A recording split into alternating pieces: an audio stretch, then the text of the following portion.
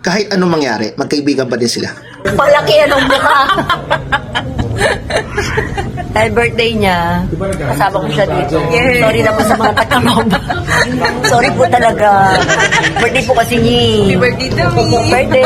Good siya. May cake siya. Ito.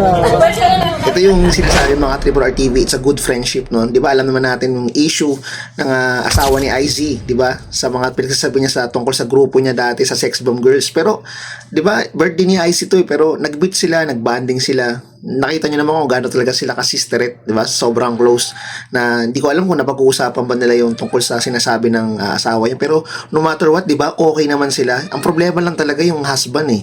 'Di ba? Okay lang, walang problema sa mga Diyos, yung sinasabi niya mga aral ng Diyos, 'di ba? Pero yun nandiyan yung pagkakaibigan nila eh. Buti nga pinayagan to ni Alvin. Akala ko ito, pagbabawalan niya pa, 'di ba?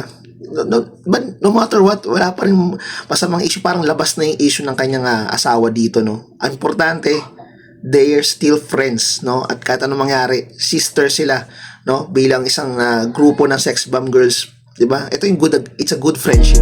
Okay? Yun lang. Peace out.